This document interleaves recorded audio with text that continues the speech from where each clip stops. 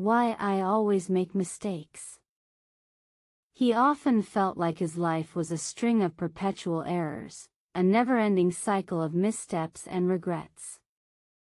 Every decision seemed to lead to an unforeseen problem, every action producing an unintended consequence. This constant sense of inadequacy was a heavy cloak, smothering any ambition or joy, leaving him wondering if success was merely an unattainable fantasy for others. His daily routine was a monotonous grind, punctuated by small frustrations and a pervasive feeling of being stuck. Waking up each morning brought a fresh wave of apprehension, wondering what new mistake he would inevitably commit before the sun even set. The weight of these perceived failures accumulated, making even simple tasks feel like insurmountable obstacles in his path. One quiet evening, scrolling aimlessly through his phone, a curious thought sparked. What if learning English could be the key to unlocking something new, a way to break free from this self-imposed cage of perpetual inadequacy? It felt like a sudden, improbable beacon of hope in the vast darkness of his routine existence. Immediately, however, a familiar wave of doubt washed over him.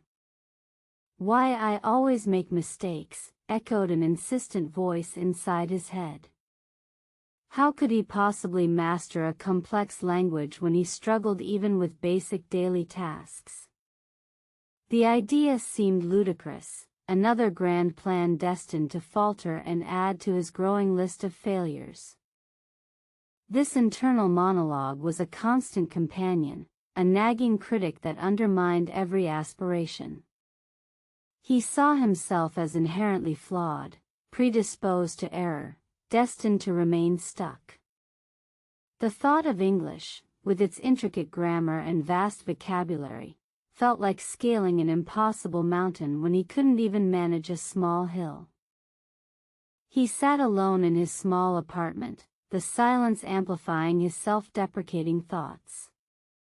The TV was off, the city hummed distantly, and he felt utterly isolated.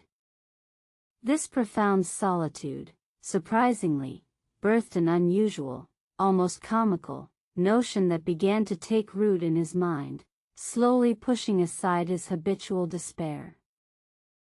The quiet of the room prompted an odd, almost desperate, experiment. What if he just started talking to himself? About anything at all? The absurdity of it made him chuckle, but also offered a strange sense of liberation. There was no one to judge, no one to correct, just him and his own voice. At first, it felt utterly ridiculous, like an actor rehearsing a forgotten script alone on a vast stage. He stammered, hesitated, and whispered tentative phrases. "Hello," he mumbled to his reflection. "My name is, what?" He described the worn armchair, the dusty books, anything to force the words out into the air. This bizarre, private ritual quickly became his accidental, yet surprisingly effective, answer to how to talk at home to yourself. It was a safe haven, a judgment-free zone where every grammatical error and mispronunciation went unpunished, merely absorbed into the quiet emptiness of his personal space. He found a peculiar comfort. He spoke about his day, describing the mundane details of his commute, the taste of his lunch, the frustration of a difficult meeting. He pointed at objects, naming them, repeating words until they felt slightly more natural on his tongue. This consistent, albeit solitary, practice slowly but surely built his foundational vocabulary. These solitary conversations were indeed clumsy, full of awkward pauses and countless linguistic errors. Yet, crucially, nobody was there to witness his struggles or offer any harsh critiques. This freedom from external judgment allowed him to experiment freely, to make all the mistakes he needed without the usual crushing fear of embarrassment. He began to realize that these unnoticed errors were not failures but silent, invaluable lessons. Each mispronounced word, each bungled sentence, served as a tiny brick in his evolving language structure. They were proof of effort, not inadequacy, subtly changing his perspective on his learning process and boosting his fragile confidence. The initial awkwardness of addressing an empty room began to fade, replaced by a strange sense of comfort and familiarity. His apartment became his personal language laboratory, a place where vocal exercises and spontaneous monologues were not only accepted but encouraged. He felt a quiet pride in this unconventional, persistent effort. This secret, consistent practice built a tiny, yet surprisingly resilient, foundation for his speaking confidence. He was no longer just thinking English words, he was producing them, however imperfectly. The barrier between thought and speech slowly eroded, preparing him for the next daunting step, real human interaction outside his safe space. He started noticing English words everywhere he went, on street signs, in advertisements, in snippets of overheard conversations.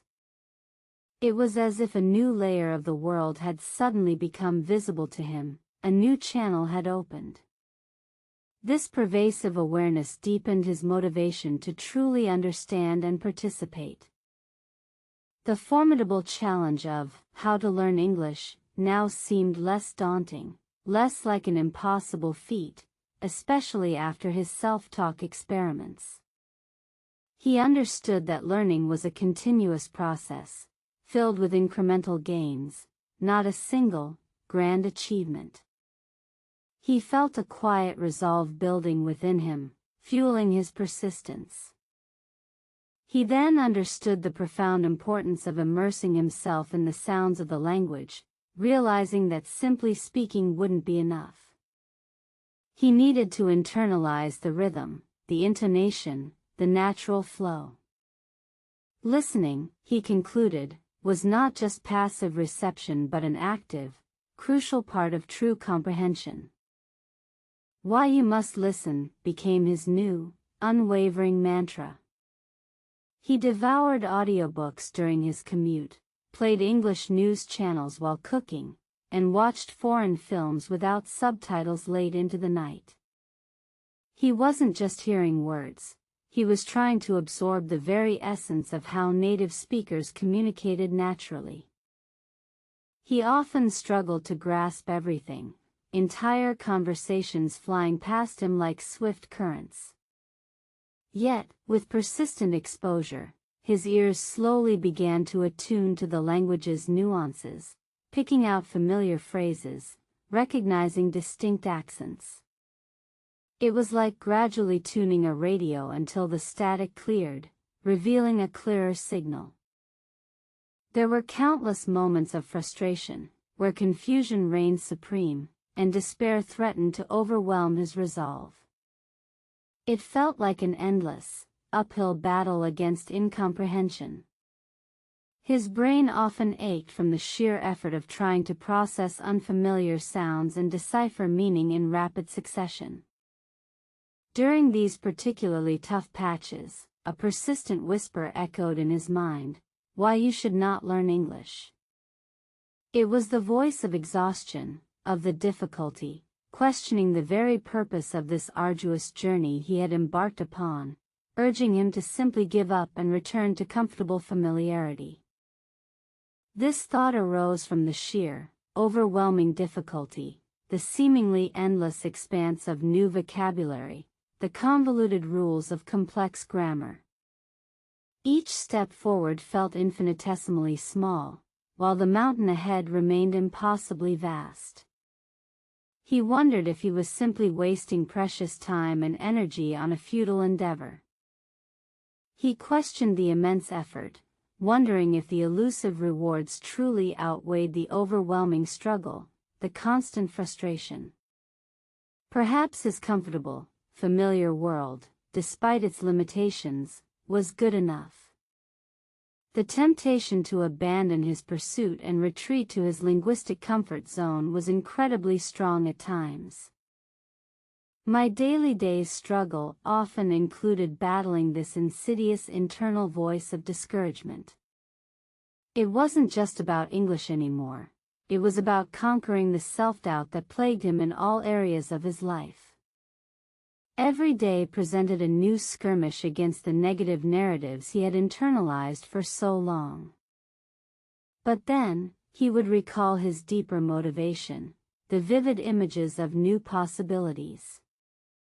He envisioned traveling, interacting freely with diverse cultures, reading books previously inaccessible, perhaps even finding new career opportunities. These compelling dreams were the anchors that pulled him back from the brink of surrender. He visualized connecting with people from across the globe, understanding their stories, sharing his own. The idea of truly participating in a global conversation, rather than remaining a silent observer, ignited a powerful drive within him. This future vision became his fuel, pushing him forward through every arduous moment. This renewed purpose acted as a powerful antidote to his self-doubt, helping him push through moments of profound exhaustion and near despair. The vision of a more connected, expanded life spurred him onward, reminding him why he had started this challenging journey in the first place, reaffirming his dedication. The next significant hurdle was transitioning from his safe, solitary practice to actual, unpredictable interactions with other human beings. The thought alone brought a fresh wave of anxiety. His secret conversations at home were one thing. Facing real people, with their own expectations, was entirely different territory. How to speak with people loomed large, a terrifying, formidable prospect after so much secluded, judgment-free solitude. He imagined awkward silences, confused stares, and his own inability to formulate coherent sentences under pressure. The fear of external judgment was still a powerful, inhibiting force within him. He sought out small, low-stakes opportunities, beginning with simple, polite greetings at his local coffee shop. "Good morning," he'd whisper, trying to make eye contact with the barista. Each tiny interaction, however brief, felt like a gargantuan step, a deliberate push beyond his comfort zone into the unknown. His heart pounded mercilessly against his ribs, his throat tightened, and words often stumbled out in a hesitant, garbled mess. Yet, despite the physical manifestation of his anxiety, he forced himself to continue. He learned to breathe through the discomfort, to simply keep going even when his inner critic screamed for retreat. Each conversation, no matter how brief or imperfect, felt like a hard-won victory. A simple exchange about the weather, asking for directions, or ordering food, became monumental achievements. He focused on the act of communication itself, not on flawless execution, celebrating every successful interaction, however small.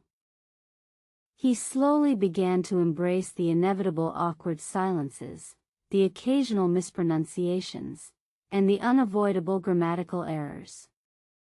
He realized that most people were not scrutinizing his every word, but rather appreciating his effort to communicate. This understanding significantly reduced the pressure he put on himself. People were generally more understanding and patient than he had initially feared. Their encouraging smiles, their gentle corrections, and their willingness to simply listen, provided immense boosts to his fragile confidence. He discovered that a shared willingness to communicate transcended perfect grammar or vocabulary. English talking practice gradually transformed from a daunting, anxiety-inducing task into an everyday commitment, almost a natural part of his routine. He actively sought out chances to speak, whether with colleagues, online tutors, or fellow learners. The initial dread slowly gave way to genuine enthusiasm and curiosity. He joined online language exchange groups, finding partners eager to communicate and share their own cultures. These virtual connections offered a flexible, accessible platform for continuous speaking practice, allowing him to interact with diverse accents and conversational styles from the comfort of his home. The conversations varied wildly, from simple introductions and light-hearted chatter about hobbies to surprisingly deep discussions about life philosophies and current events. Each interaction expanded his conversational range, pushing him to articulate more complex thoughts and understand different perspectives effectively. He consciously worked on refining his pronunciation, often recording himself and comparing it to native speakers. He also focused on actively expanding his vocabulary, making a concerted effort to incorporate new words he encountered into his everyday speaking practice, solidifying his learning process incrementally. Mistakes still happened frequently, of course, sometimes even hilariously so, but their power to discourage him had diminished significantly. He no longer froze in embarrassment, nor did he allow them to derail an entire conversation. They were mere bumps in the road, easily navigated and quickly forgotten now. He now saw these errors not as personal failures but as natural components of the learning process, indispensable signposts on his path to fluency. Each mistake was a valuable data point, indicating an area for improvement, rather than a condemnation of his inherent abilities or a symbol of his inadequacy. How to improve your English became less about following a rigid, prescriptive method and more about consistent, dedicated application and genuine curiosity. He understood that improvement wasn't linear, it was a winding path with plateaus and sudden leaps, but persistence was always the underlying key to success. He began to celebrate the small, yet significant, wins, effortlessly understanding a complex sentence, articulating a nuanced idea clearly, or successfully making a joke in English. These moments of clarity and connection became powerful motivators, reinforcing his belief in his own growing capabilities. His daily struggle, which once felt like an insurmountable burden, slowly transformed into a series of achievable, engaging challenges. English learning ceased to be a separate, isolated task and became an integral, enriching part of his everyday existence, adding depth and purpose to his routine. The internal dialogue about why I always make mistakes changed fundamentally in tone and content. The critical voice had softened, replaced by one of gentle encouragement and self-compassion. He now understood that making errors was a universal part of human experience, not a personal failing unique to him. Now, mistakes were not hindrances but rather unmistakable markers of progress, clear evidence that he was actively pushing his boundaries and stepping outside his comfort zone. They were proof of daring, not of deficiency, fueling his continued exploration and growth in the language and beyond. He often looked back at his initial fears and self-doubt, realizing just how incredibly far he had truly come on this transformative journey. The person who had whispered to himself in a lonely apartment was now confidently engaging with the world, a testament to his unwavering dedication. The confidence gained through mastering English wasn't confined to language, it surprisingly spilled over into every other aspect of his life. He felt more assertive in his professional interactions, more comfortable expressing opinions, and generally more at ease in social situations, a profound personal shift. He felt more willing to take calculated risks, less afraid of potential errors or setbacks in any endeavor. The lessons learned from his English journey, particularly embracing imperfection, became guiding principles for navigating life's broader challenges with newfound resilience and an optimistic outlook. How to learn English ultimately proved to be a multifaceted, deeply personal endeavor, far beyond mere academic study. It encompassed self-discovery, emotional resilience, and a profound shift in mindset. The path was winding, full of detours, but each step contributed to his holistic development significantly. It wasn't just about memorizing grammar rules or accumulating vocabulary lists.